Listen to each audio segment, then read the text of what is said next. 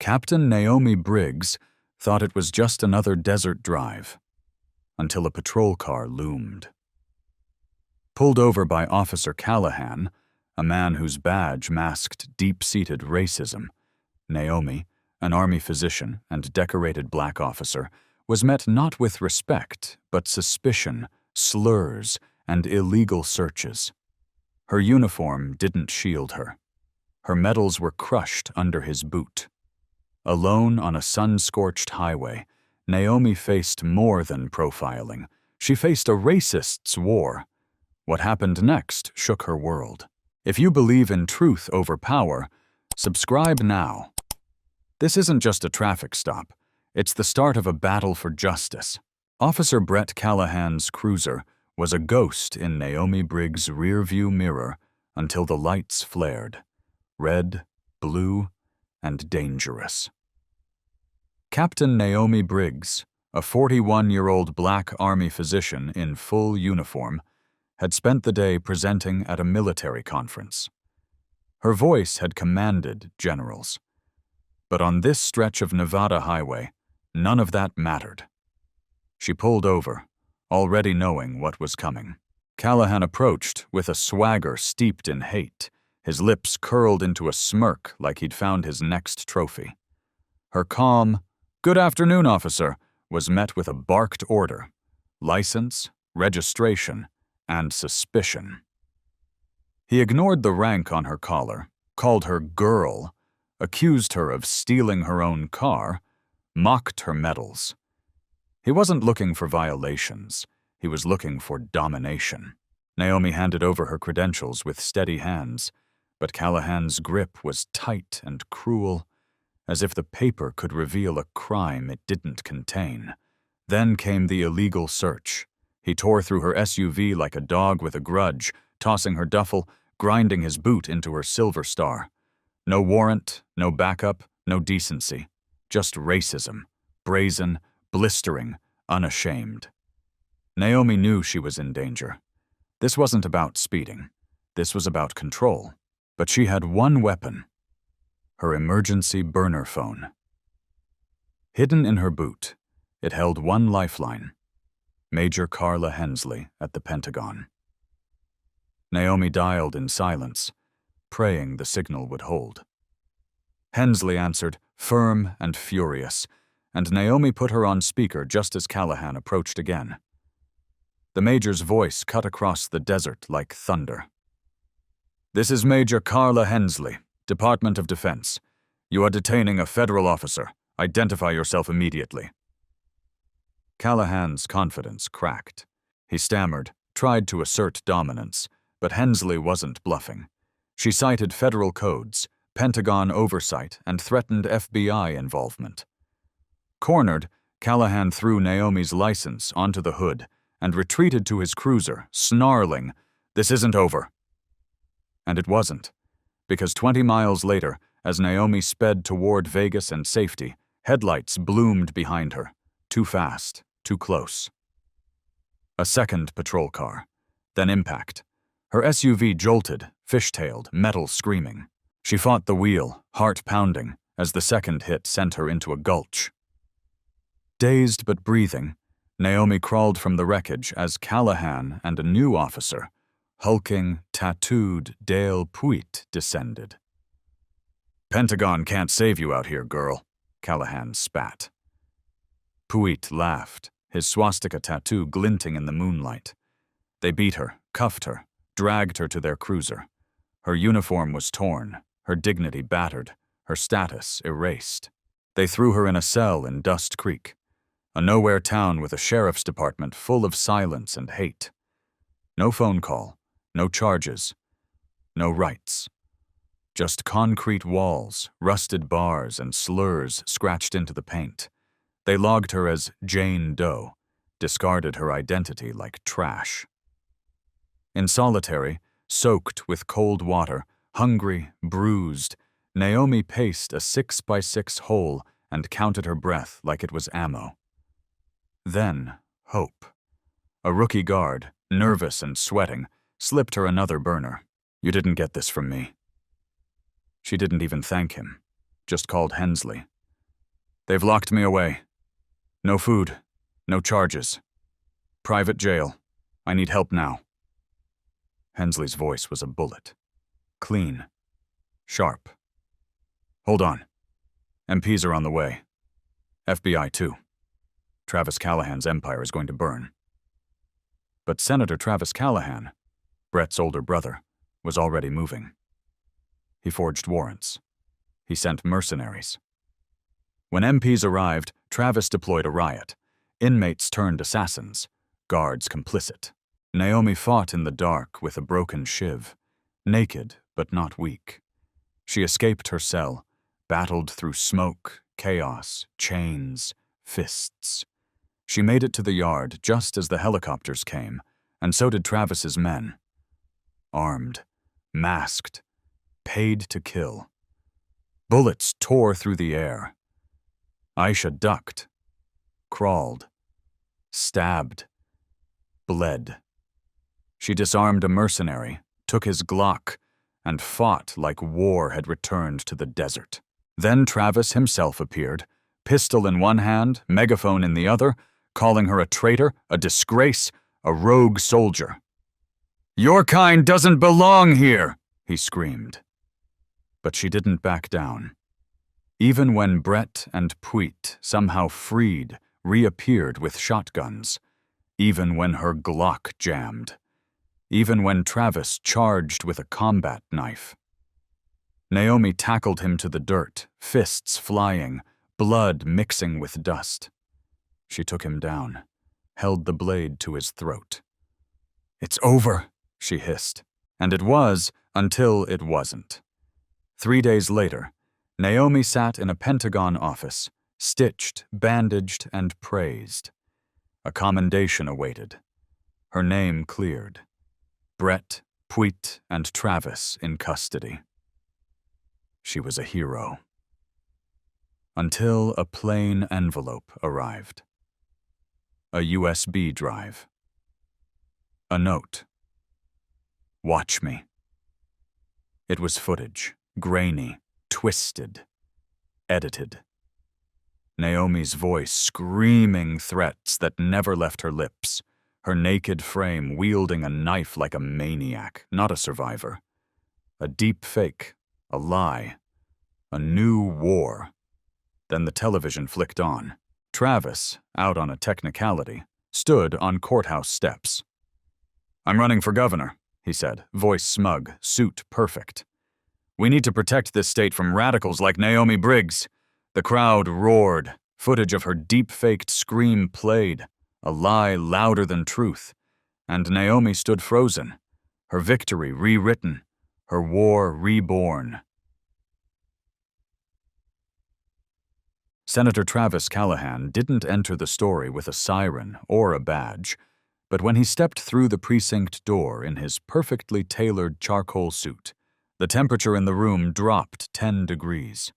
Captain Naomi Briggs, still raw from a near-death escape, sat slumped in a hard plastic chair, blood streaking her uniform, a makeshift bandage around her shoulder, her knee pulsing with every breath. She thought she had won. After surviving Officer Brett Callahan's racial profiling and brutal assault, enduring Dale Puitt's fists and shackles, escaping a solitary cell with nothing but a hairpin and grit, dodging shotgun blasts on a deserted highway, and outwitting a second ambush with a Pentagon call and a firefight at a construction zone, Naomi believed the worst was over. The MPS saluted her. The state troopers recorded her statement. Medics were patching her wounds. Her uniform was tattered, but her honor was intact, until Travis Callahan, older brother of the man who started it all, walked in like a king reclaiming his castle. With his silver hair slicked back and a smug smile carved from stone, he locked eyes with Naomi across the room. "So you're the one," he said, voice smooth as bourbon but sharp as a dagger. "The big shot who took down my little brother." Naomi stood instinctively, but her legs trembled beneath her. She had stared down barrel ends, taken punches to the ribs, dodged flying chains in a prison riot, and tackled a man with a knife under floodlights. But this was different. This was the system itself, clean-shaven and confident, smiling like he'd already won. Travis wasn't just a senator. He was a master of appearances, and he'd come prepared. He tossed a manila envelope onto the desk beside her with casual cruelty. Inside was a warrant, signed, stamped, and backed by one of his golfing buddies, Judge Harov. Charges: assaulting a peace officer, vehicle theft, reckless endangerment, resisting arrest, all fabricated, all forged, but all official. Naomi's stomach dropped. She turned to the MP captain, who was already dialing his radio, his face going pale. "This is a lie," she said, her voice trembling with exhausted fury. "I was the one assaulted. I called the Pentagon. I was the victim." But Travis only smiled, producing a phone with a grainy video. It showed Naomi, disheveled and bloodied, screaming, except the audio was doctored. A deep fake. Her voice edited to say, "I'll kill you all. I don't care who dies." Naomi gasped. Her burner phone had been lost during the ambush. That was the footage they twisted. The pain of betrayal hit harder than the chain across her back or the shotgun pellets that nearly tore through her thigh. This wasn't just about bruises anymore. They were about to erase her story. Travis turned to the room, projecting authority. "This woman is a rogue soldier. She ambushed 2 peace officers and stole a police vehicle. This footage proves it." The room, once filled with her protectors, shifted. The MPs hesitated. The state troopers took a step back. Even the medic holding gauze paused, his eyes flickering from the screen to her face. Naomi felt the tide turning, slipping from under her boots. Travis leaned in, close enough that she could smell his expensive cologne over the stench of her own blood and sweat. "I called your major," he whispered. "Told her you're unstable. The Pentagon's backing off. You're alone now, Colonel." The cuffs came back out, cold steel on her wrists. "Don't do this," she said, barely louder than a breath, but the freckled young trooper didn't meet her eyes. They dragged her from the precinct. Her scraped boots left faint blood marks on the polished tile. The pain in her leg flared with each step. Her shoulder burned from the gash left by Travis's own blade during their fight. They shoved her into a blacked-out van. No windows. No escort. Just silence, humming tires, and the death of justice. The private detention center on the edge of Las Vegas looked more like a warehouse than a jail. Concrete, razor wire, and the smell of rot. Naomi's tattered uniform was logged as evidence, her rank stripped, her name replaced with an inmate number, her dignity shredded once again. They tossed her into a fluorescent-lit intake room and handed her a faded orange jumpsuit 2 sizes too big. "Senator's orders," the guard grinned, his baton tapping against his thigh. "Vance," his name tag read. He watched her change with a leer. "No uniform saves you here, princess." They threw her into general population, 20 inmates, most hardened, all watching her like fresh meat.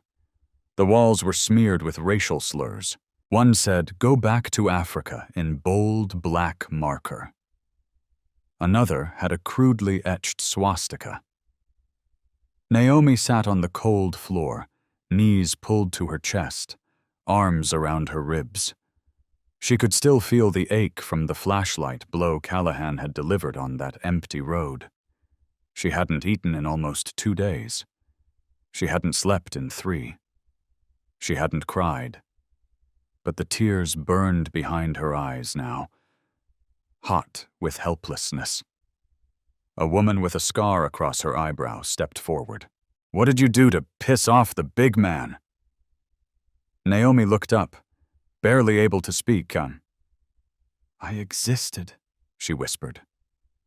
The others laughed. Scar didn't. "Yeah," she muttered. "That'll do it." The guards came that night, Vance, with 2 others. They ripped her jumpsuit, laughing as they stripped her of the last shred of control. They took her medals, recovered after the last ambush, logged by the MPs, and stomped on them in the muck. "No heroes here," Vance sneered. They threw her into solitary again. No mattress, no sink, just a floor drain that stank of urine. She huddled there, naked, bruised, shaking, each breath a silent battle. On the 3rd day, her lips cracked. Her stomach screamed. Her ribs felt like they'd been rearranged. Travis came by then, a silhouette in the slot. "Hensley's done with you," he lied. "Your unit disavowed you. The world's forgotten you, Colonel." His voice slithered in like poison. "You'll rot here while I run this state." But Naomi didn't rot. She scratched a tic-tac-toe board into the wall with a sliver of metal. She counted the seconds between drips. She practiced her breathing. She remembered her training. She became steel. A new guard came, younger, shaky. "I don't like this," he whispered, and slid her a burner phone through the slot. Naomi could barely hold it, her hands trembling, but she dialed. "Major, it's me. He's got me. I need extraction." Hensley's voice hit like a floodlight. "We thought you were AWOL. He fed us lies. Hold on. We're coming." But Travis moved first. The alarm sounded. Riot time. The door opened. Scar returned, shiv in hand. "Boss says you're the snitch." Naomi fought like a woman possessed. Elbows, knees, memory. She disarmed Scar, used her as a shield, and burst into the yard. Naked, armed, eyes wide with fury. Guards swung batons. Inmates swung pipes. Smoke rose. Sirens wailed. Helicopters hovered. Then Travis appeared. Beretta in one hand, megaphone in the other. "This rogue soldier is done. Kill her." His mercenaries opened fire. Naomi ducked, grabbed a fallen gun, fired back, took one down, then 2. Then came Brett and Puit, limping, bandaged, shotguns raised. "Finish her!" Travis screamed. Naomi bled from the scalp, the thigh, her knuckles cracked from punches thrown and caught. She tackled Brett, shot Puit, turned just as Travis lunged. They rolled in the dirt. His blade flashed. Her knee twisted. Her ribs cracked. She head-butted him, snagged his knife, pressed it to his throat. "It's over," she whispered. And it was. The MPs stormed the yard. Travis, Brett, Puit, all cuffed. Naomi wrapped in a blanket, carried away, saluted. But 3 days later, in a Pentagon office, sipping cold coffee, her shoulder stitched, her name cleared, she received a USB. It held deep-faked footage. The TV buzzed. Travis was free. "I'm running for governor," he said, "to protect Nevada from radicals like Naomi Briggs." The footage played. Her scream, her threat, warped. The nation watched. The lie won. Naomi sat frozen. The commendation on the desk meant nothing. The fight had mutated. She'd survived fists, knives, guns. But this lie, was the cruelest wound of all. And still, she refused to break. If this story hits your heart, subscribe now. Naomi Briggs isn't just a soldier. She's every woman of color who's been silenced, bruised, and erased by systems that smile while they bury you. Her fight is still alive, and we need to carry it with her. Senator Travis Callahan wasn't just a monster in a suit. He was the architect of lies and the mastermind behind the most insidious weapon Naomi Briggs had ever faced: technology. Not the bullets she'd dodged, not the jail cell she'd escaped, not even the bruises from a chain-wielding inmate in a riot he orchestrated. No, this was different. This was deeper. The war she'd fought with fists, grit, and a hairpin had become a war of pixels and perception, and it nearly broke her. Naomi sat in the cold stillness of a Pentagon office 3 days after the bloody prison yard ambush that nearly killed her. Her uniform, finally clean, clung to the raw welts on her back. Her knee was stiff under the brace. The silver oak leaves on her collar gleamed under the fluorescent lights. Silent proof of her rank, her service, her sacrifice. Across the desk, Major Carla Hensley, her last true ally, was speaking, but Naomi only half heard her. Something about commendation paperwork, a silver star. "For valor," the major said. "For hell survived." Naomi blinked slowly, the words echoing in a chamber already flooded with trauma. Then came the knock.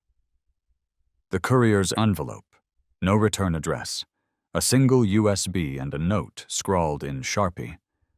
"Watch me." Naomi inserted the drive into the major's laptop without a word. The screen flickered. A jail yard. Her yard. Shot from above. Her body, naked, bruised, desperate, pinning Travis to the ground.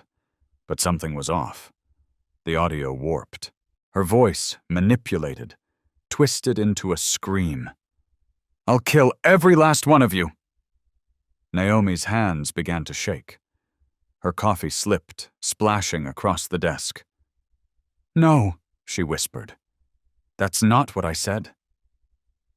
Major Hensley froze. Replayed it.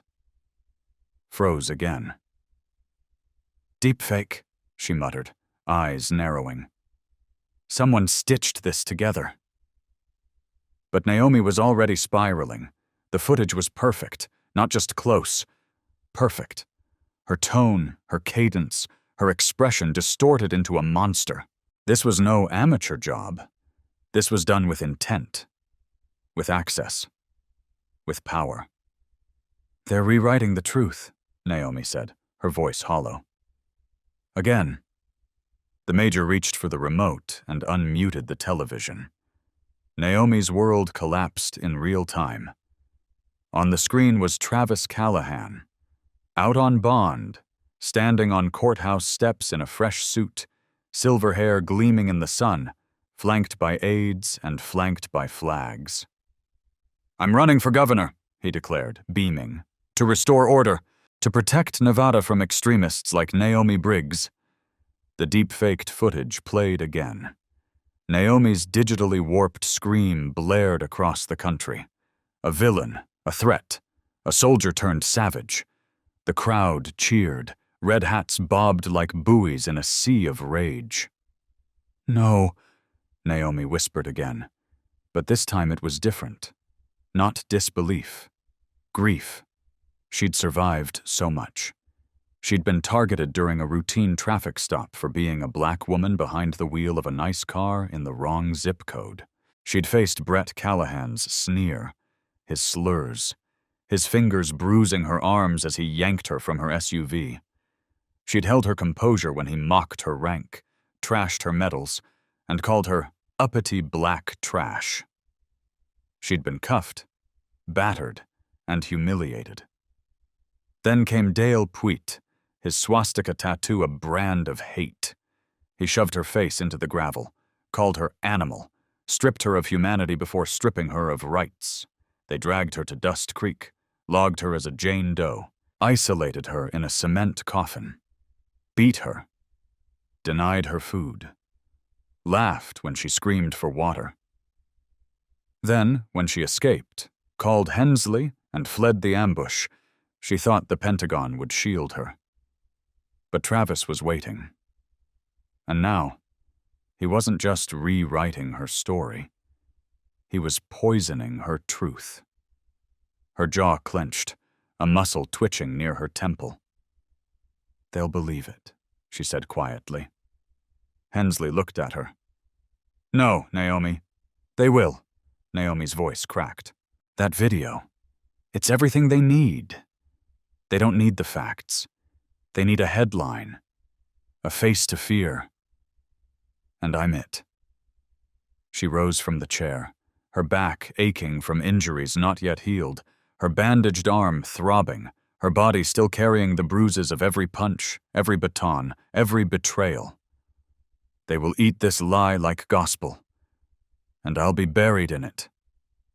She left the Pentagon in silence, walked past security, past the salutes, past the admiring looks that hadn't yet caught the broadcast. Her car was waiting outside, but she couldn't bring herself to drive. She sat inside it, staring at her reflection in the mirror, at the split lip, the faint bruise on her temple, the fire dimming in her eyes. They had taken everything. Her dignity, her reputation. And now, her truth. Her truth was now a lie in the mouths of millions. That night, Naomi went home, to her tiny D.C. apartment where the walls still bore the smell of antiseptic and old papers. She didn't turn on the lights, just sat on the floor, back against the wall, legs stretched out, and let herself feel the weight of it. Not just the bruises or the aches, but the weight of being erased, of being rewritten, of being punished for surviving. She picked up her phone. No messages, no missed calls, no family. She had cut them off years ago, told herself it was to protect them from the chaos of deployments, of war, of duty. But now she felt it. That choice, that silence, that loneliness. The darkness pressed in, not like a storm, not like a shadow, but like a slow, sinking weight, like the desert pressing against her ribs again, gravel in her mouth, Callahan's boots on her back, Travis's voice whispering, "You're nothing." And then, her inbox dinged. It was a comment on a video someone had posted of her prison yard battle, before the deepfake aired, before the narrative flipped. The title read, "Real Hero or Real Threat. Watch the full yard brawl and decide." She almost didn't click, but she did. The video was grainy, shaky, handheld, from someone smuggled near the rooftop. It showed Naomi, bloodied, crouched behind a burning barrel, then lunging, disarming, dodging bullets, fighting with everything she had. Naked, hurt, but unbroken. The comment said, "If this is what a villain looks like, I'll take 10 of her over one of him. She's not the monster. She's the fire." Naomi's breath caught in her throat. The comments kept coming. "She fought alone, for all of us. They're scared of her because she's proof a black woman can be braver than any of them. Forget the fake footage. This is what courage looks like. Hachwo, we stand with Naomi." It didn't undo the pain. It didn't erase the edits. But it mattered. For the first time in days, Naomi felt seen. Not through the lens of fear or power or propaganda, but truth. Raw and battered and unfiltered. And that's when she made her decision. She opened her laptop, hit record. The room was dark. Her voice was low, her face bruised and bare. "My name is Captain Naomi Briggs, U.S. Army Reserve. I've been hunted, beaten, locked away, and lied about. I survived a traffic stop that was never about traffic. I escaped a prison riot designed to kill me. I fought a senator with a knife while bleeding from 4 different wounds. And I'm still standing. They want to twist my story. So here it is. Unedited. Unfiltered. They're afraid of truth because it doesn't wear a suit or smile for cameras. It bleeds. It bruises. It gets back up anyway. She paused, took a breath. If you believe that matters, share this. Like this. Comment, subscribe. Because I won't stop telling the truth. Not now. Not when they've tried so hard to erase it. The video went up at 1:42 a.m. By dawn, it had 50,000 views. By noon, it had 500,000. By the next night, 2 million. Naomi watched the tide shift. Just a little. Just enough.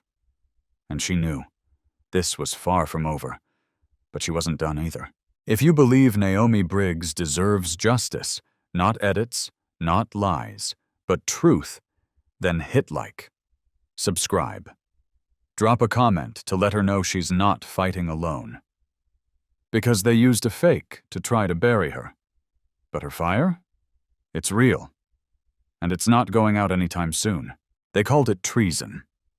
That was the headline splashed across 3 national networks by morning. Colonel Naomi Briggs infiltrates Nevada's justice system.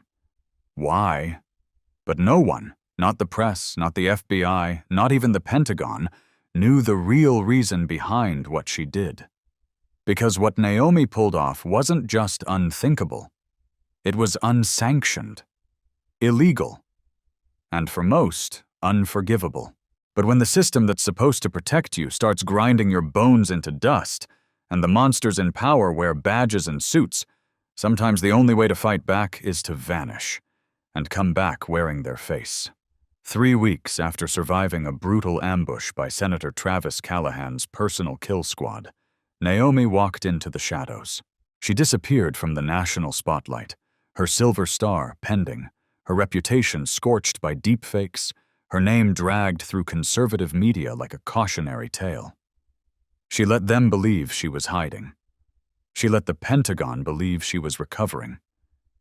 But what she was really doing was slipping into enemy territory, disguised, alone, and armed with nothing but a new identity, a hidden body cam, and the kind of resolve that only comes from being pushed beyond human limits. What made her do it? That's the mystery gripping the country now. What could drive a decorated Black Army physician, someone who had stood in war zones, stitched soldiers under fire, escaped wrongful imprisonment, and survived a prison yard riot, to risk everything and go back into Nevada? This time, not as a soldier, but as a civilian, as someone else. The records show a woman named Tasha Green appeared on the Dust Creek town rolls just 4 days after Naomi's disappearance. 37 years old, former medical assistant, no military record, no family ties, a job application to the Dust Creek Private Corrections Facility, the very same one where Naomi had once been tortured in solitary. Approved. Hired. Assigned to the infirmary. What no one knows is that Tasha was Naomi. Wig, altered fingerprints, digital trail scrubbed clean by an anonymous Pentagon insider who still believed in her cause. She walked into the belly of the beast with a smile on her face and hell in her heart. For 2 weeks, Naomi treated inmates with the same hands that once saved men bleeding out in Afghanistan. She bandaged knuckles split in prison fights, handed out antibiotics for infected wounds, and stitched a boy's jaw shut after guards accidentally slammed his face into a sink. And all the while, her body cam recorded everything. The illegal beatings, the racial slurs, the coded language between staffers, the intake falsifications, the bribes, the doctor who looked the other way while bruises bloomed across women's ribs. Every smile Naomi wore was a mask. Every "yes, sir" was a shield. Every hour she survived was a gamble. But it wasn't just about exposing the system. It was about uncovering one terrifying truth. Travis Callahan had built an entire shadow empire inside that prison, guards who doubled as assassins, as inmates who were removed and never logged again, a surveillance room where facial recognition software had been repurposed to stalk whistleblowers across the state. And buried in the hospital supply closet, Naomi found something that stopped her heart cold. A steel file drawer marked EBE, Evidence by Exception. Inside, her own bloodied jumpsuit, her medals, her military records, stamped classified. They had never logged her arrest. Because as far as Dust Creek was concerned, Naomi Briggs had never been there. She should have left. She knew that. She'd gathered enough. Her body cam drive had over 90 hours of damning footage. But something in her, something wild and unfinished, needed more. She needed to understand why. Why was Travis Callahan going this far? Why invest this much power and money into covering up one black woman's arrest? What else was he hiding? She found the answer in a place no one would have suspected. The morgue. Naomi followed whispers, late-night guard chatter, a nurse who flinched when Naomi asked about missing inmates. One night, she used a stolen keycard and slipped past the infirmary door into the restricted hall. What she saw down there, even she didn't believe it at first. Refrigerated drawers, dozens. No autopsy reports, no names. Just numbered tags and one word carved into a clipboard near the door. Mutinous. These weren't just prisoners. These were threats. People who spoke out, who resisted, who probably had families that still thought they were alive. Naomi's breath caught. She backed away slowly, heart hammering, mind screaming to run. But before she could escape, a voice echoed behind her. "Looking for someone?" It was Warden Hicks, the same man who'd signed her forged intake logs weeks before, the same man who'd called her a vagrant and laughed when she demanded a lawyer. He stood there with a flashlight and a taser. But Naomi didn't flinch. She straightened, looked him dead in the eye. "I found what I needed." He narrowed his eyes. "Do they know who you are?" Naomi smiled. "They will." The taser clicked, but Naomi had already bolted. She'd mapped the halls, practiced the timing of the guard shifts. She took the service corridor, crawled through a laundry chute, and crashed into the inmate showers. Sirens blared. Her cover was blown. But she didn't stop. She climbed a drainage ladder to the roof, her hands slipping on rain-slick metal, her side screaming from a cracked rib. Spotlights swung toward her. "Stop!" someone yelled. A shot rang out. She ducked behind a vent, pulled the bodycam drive from her pocket, secured it in a waterproof pouch, taped it to her ankle. Then she jumped. 3 stories down into a trash skip full of sodden uniforms and used gauze. She landed hard, ankle twisted, shoulder screaming, but alive. She crawled out, scaled a fence, and vanished into the Nevada night. For 48 hours, she limped through desert brush, stealing water from irrigation lines, ducking drones. She made it to a gas station on the outskirts of Las Vegas, collapsed into the bathroom stall, and used a burner to call Hensley. "Send everything," Hensley had said, voice tight with awe and fear. Naomi mailed the drive that night, hobbling to the post office in a hoodie and fake glasses. The drop was made, her mission complete. And then, silence. 2 days later, the footage hit the national news. It was everything. Corruption, murder, buried bodies, deepfake labs. Naomi's original prison yard video, unedited and verified, was included. The world erupted. The Pentagon had to admit they'd lost track of her. The DOJ opened an inquiry. And Travis? He disappeared from the campaign trail, his social media scrubbed.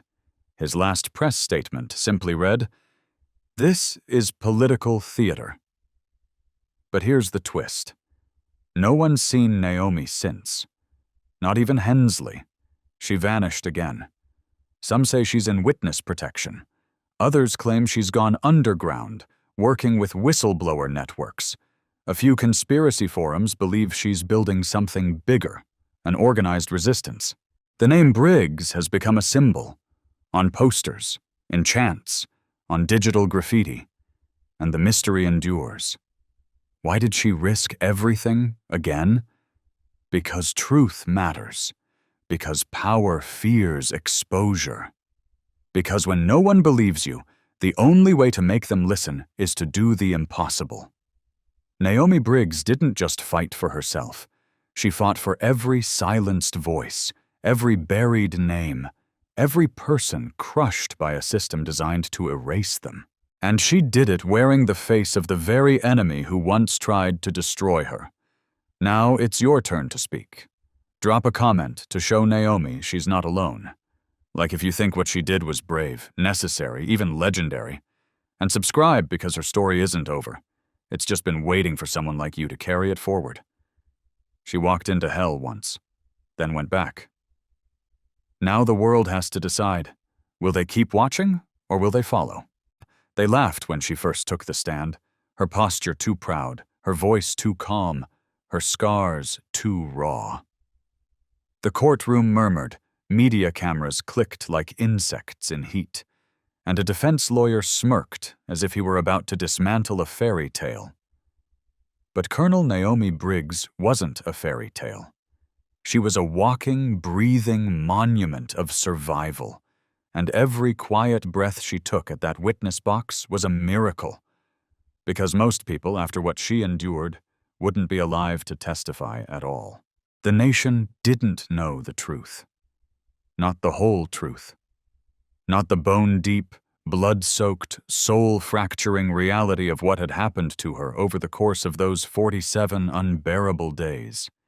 They saw headlines, viral clips, screaming debates on news panels. They saw the footage of her fighting armed guards barefoot in a prison yard. They heard edited audio that painted her as a rogue, but none of them saw her wake up every hour on the hour in a concrete cell drenched in mildew, her back lashed open from beatings, her mouth so dry from dehydration she would chew on the corner of her prison-issued shirt to suck out what moisture was left. They never saw her body convulse from cold when guards dumped buckets of water on her naked frame and left her for hours. They never saw her hold onto a rusted metal splinter like it was the last link to her name, because for days they refused to call her anything but Doe. And no one, not one soul, knew what it cost her to stay silent when Travis Callahan's thugs broke her down piece by piece. That's why the truth stunned them silent. It began when Naomi stood on that Nevada roadside, pulled over by Officer Brett Callahan for driving while black. Her SUV spotless, her uniform freshly pressed, her speedometer barely over the limit.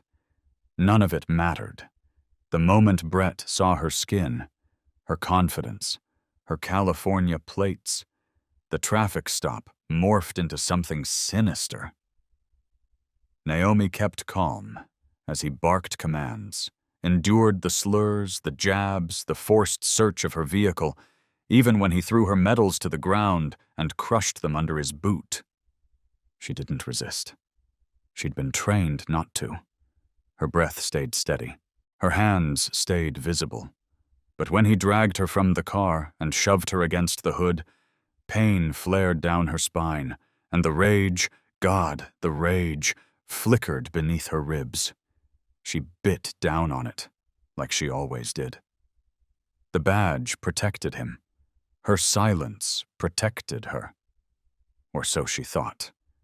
What followed should have been impossible. She was ambushed on the highway, rammed by Callahan and his partner Dale Puit, who wore a swastika tattoo without apology. They kidnapped her, beat her, tossed her into a backwoods jail with no paperwork, logged her as a Jane Doe. She vanished. The world moved on. The Pentagon didn't even know where she was. Naomi endured 4 days in solitary confinement. No clothes, no food, no light. Her back torn open from baton strikes, her ribs cracked from boots, her name erased from every ledger, every system. And then she escaped, with a hairpin she'd hidden in her collar. She picked the lock herself, crawling out of that cell with bloodied knees and fury in her bones. She stole a patrol vehicle. She called Major Carla Hensley, the only person who had never doubted her, and raced into the night, a fugitive in the eyes of the law, a soldier on a mission in her own eyes. She didn't stop. Not when they chased her. Not when Callahan and Puit opened fire on her from a souped-up SUV. Not when they rammed her off the road again. She fought like a wild thing. Outnumbered. Bleeding. She shot Puit. Tackled Callahan. Made it out alive by seconds. The military police arrived, finally, as the sun rose. They cuffed her attackers. For a moment, Naomi thought justice had come. But the truth is, when you survive something monstrous, justice doesn't come easy. Because monsters have roots. Travis Callahan was one of those roots. Senator. Billionaire. Architect of lies. When he walked into the Las Vegas precinct hours later, his polished shoes echoing like gunshots, Naomi knew what was coming. He had a warrant in one hand, fraudulent, signed by a judge in his pocket, and a phone in the other. On it? A deep fake. Naomi's image distorted, her voice twisted into hate-filled threats she never said. He rewrote the narrative in a single afternoon. Turned Naomi from victim to villain. She was rearrested, thrown into a private detention facility owned by Travis's donors. There, the torture resumed. She was stripped, beaten, starved, moved to solitary. Guards took turns humiliating her. They laughed when she bled. They joked about how no one was coming. And for a while, Naomi believed them. Until a young, terrified guard slipped her a burner phone. Until she called Major Hensley again. And then, all hell broke loose. Travis, desperate to erase her for good, triggered a staged prison riot, released violent inmates into her wing, ordered guards to shoot on sight, turned the prison yard into a battleground. Naomi, still naked, still bruised, still defiant, picked up a shiv and fought like hell. She disarmed mercenaries, took a pistol off a dead thug, outmaneuvered Travis's private army. And when Travis himself entered the yard, pistol in hand, camera crew watching, ready to execute her, Naomi didn't flinch. She charged him, wrestled him to the dirt, fought him tooth and nail, disarmed him, beat him, held his own knife to his throat. And then she let him live. Because she wanted the world to see. The MPs stormed the yard. Travis was arrested. Puit and Brett, too. Naomi, draped in a blood-streaked blanket, finally stood again. Upright, proud, unbroken. The media exploded. The truth came out. And yet, as Naomi recounted all of this in court, every step, every scar, every sleepless night, tears welled in strangers' eyes. Because this wasn't just about race or rank or rights. This was about the unbearable weight of being seen as a threat when all you ever tried to be was enough. A good soldier. A good citizen. A woman who dared to hold her head high and say, "I exist, and I matter." She told them how she'd watched people flinch at her uniform and still doubt her. How she was celebrated after she bled for them, but doubted when she spoke about abuse. How the system was quick to pin a medal on her chest, but quicker to pin a warrant on her back. She told them the truth hurts more when it's edited. And the truth silenced a courtroom, When the jury returned the verdict, guilty on all counts, Naomi didn't cheer. She didn't cry. She just bowed her head and whispered, "For everyone they buried." She walked out into the sunlight afterward, her skin still sore from the burns, her shoulder still wrapped, her knee still stiff. But she walked tall. Reporters shouted questions. Admirers begged for selfies. One woman held up a sign that said, "My daughter wants to be like you." Naomi smiled. Because maybe now she could be more than a ghost of survival. Maybe now she could be the fire they never saw coming. If you've made it this far, take a moment to drop a comment. Let Naomi Briggs know that her fight wasn't for nothing. Like this to show you believe survivors. Share this if you know someone who's been silenced by power. Her battle shook a nation, but it was never about attention. It was about justice, truth, dignity, and reminding the world that courage doesn't come from rank. It comes from rising every time they try to break you. They didn't know where she went, not at first. One day, Colonel Naomi Briggs was a name splashed across headlines, both hailed and hated. The next, she vanished. No press conferences. No social media. No trace. The last image anyone saw was grainy surveillance footage from a Nevada courthouse. Naomi walking out in her uniform, clutching a manila folder, her expression unreadable. Then nothing. It was as if the earth swallowed her whole. Whispers swirled. Had she gone into hiding? Been silenced? Fled the country? But the truth, buried beneath classified memos and encrypted emails, was far more unbelievable. Naomi didn't run. She infiltrated. You see, the world thought her story had ended with a courtroom verdict and a silver star pinned to her scarred uniform. They thought the fire was out. But Naomi knew better. She knew Travis Callahan, now disgraced, indicted, and supposedly awaiting trial, wasn't done. A man like him didn't collapse quietly. He left behind a network, a syndicate, a shadow. And Naomi couldn't sleep knowing it was still breathing. So she disappeared. But not to escape. She disappeared to finish it. She traded her medals for a new identity, forged by hands she once saved on the battlefield. Her uniform went into a box. She cut her hair, changed her gait, erased Naomi Briggs.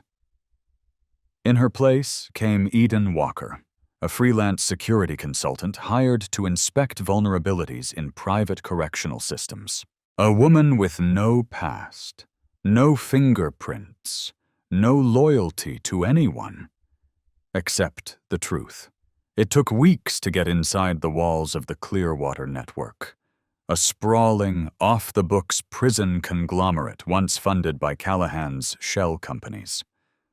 On paper, it was dormant, shut down, dissolved after the scandal.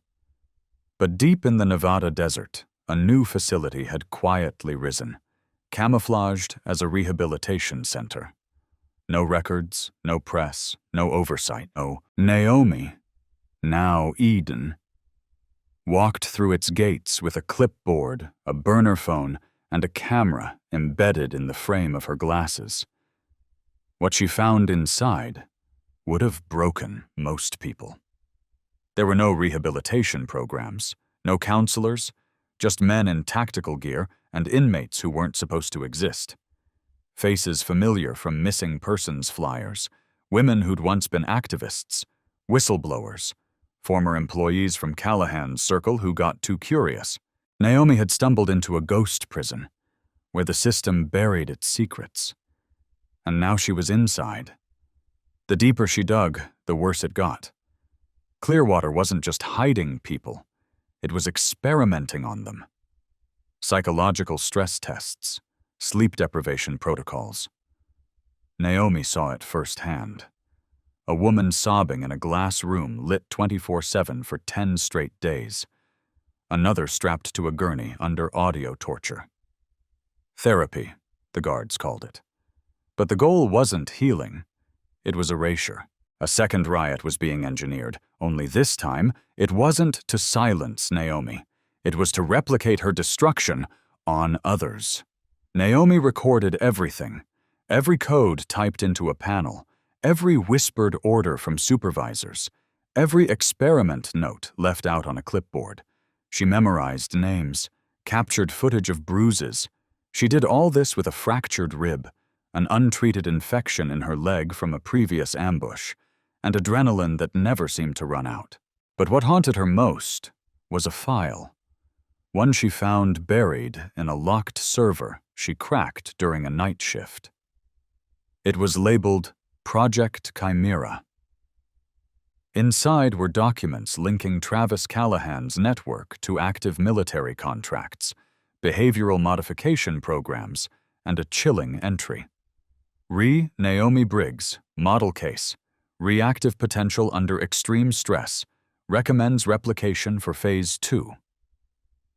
They had studied her, used her trauma as data, her prison riot, the beatings, the near-fatal standoff in the yard.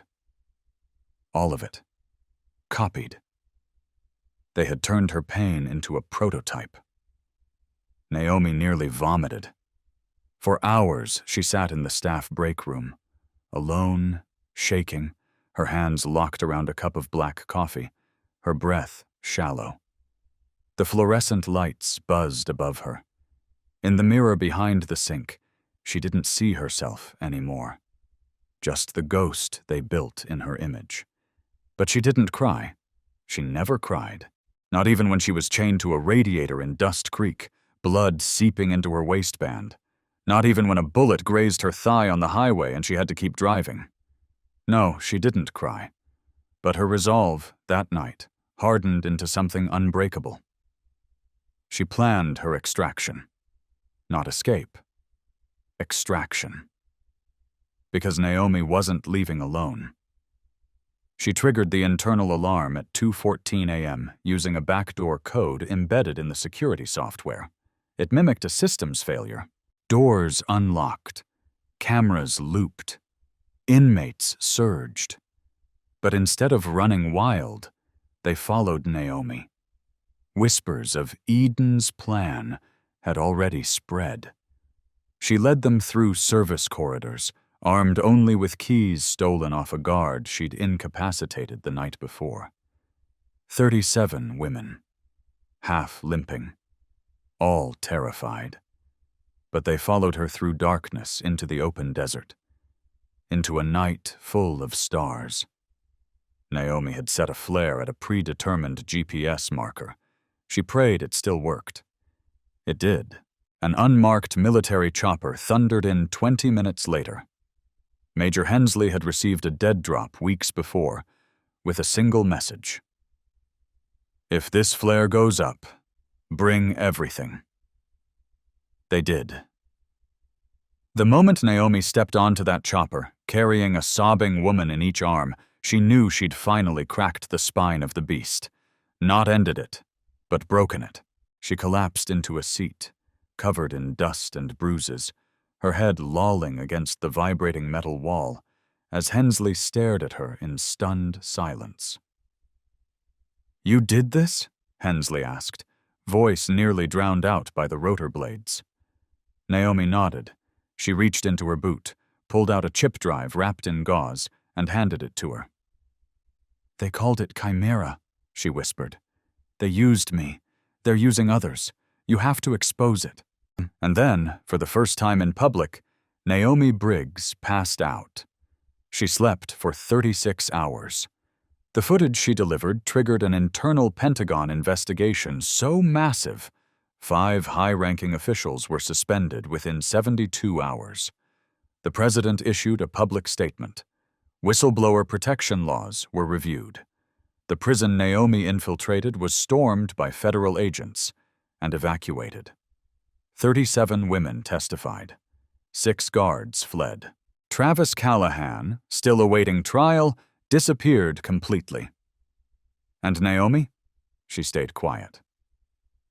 Until today. Because this morning, Naomi Briggs re-emerged.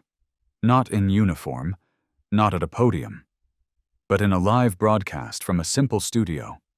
Just her, a chair, and a red background. She looked into the camera, her voice low. I did what I had to do.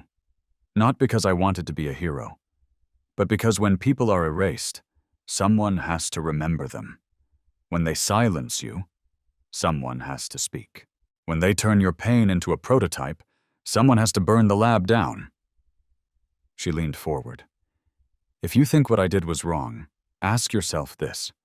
What would you risk to save people no one believes exist?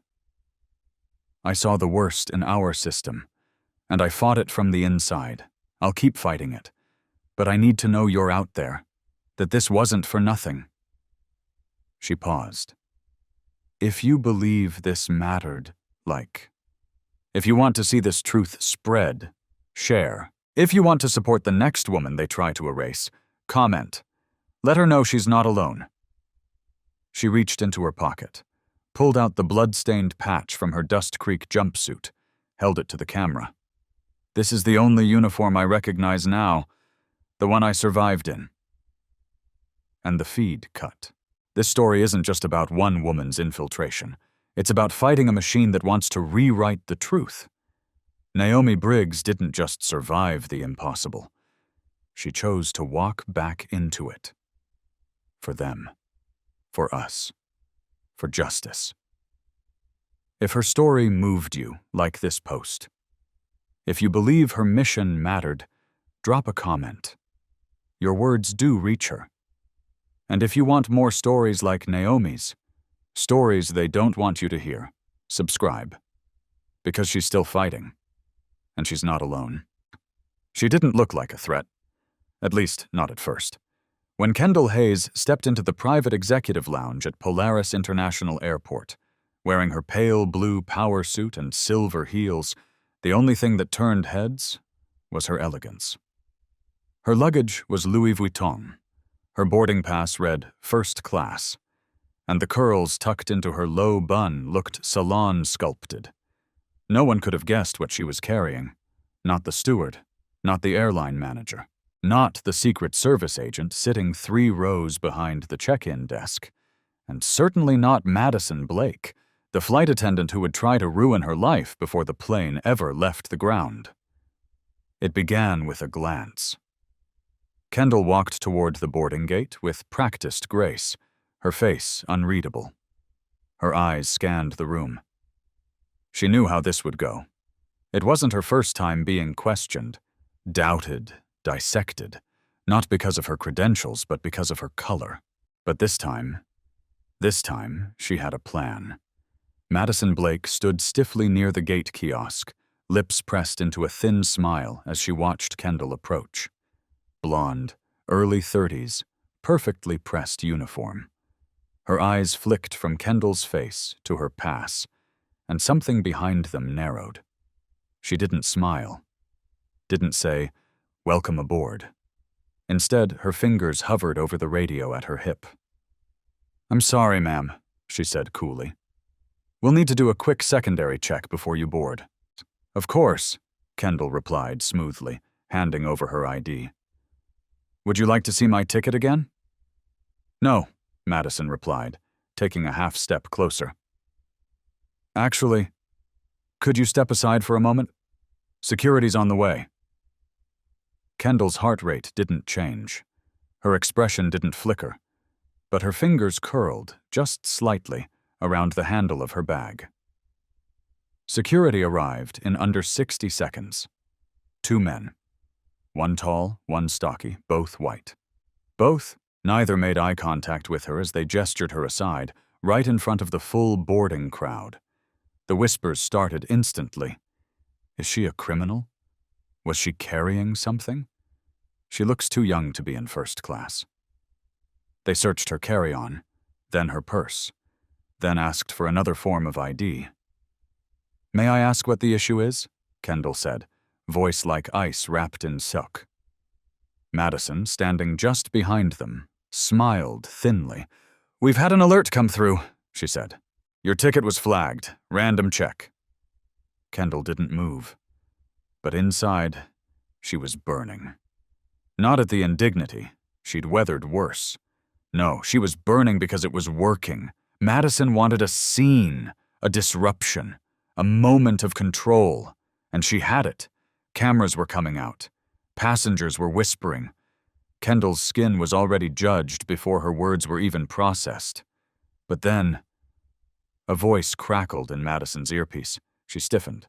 The taller security officer looked at the ID in his hand again, and this time, his eyes widened. "Ma'am," he said, suddenly standing straighter. "Apologies. This is all a mistake. You're cleared." He handed her ID back like it was made of glass. Kendall offered a polite nod. "Thank you." Madison looked confused, then slightly pale. But Kendall didn't look at her. She simply walked to the gate. Boarded. Took her seat in 1A. But the mystery didn't end there.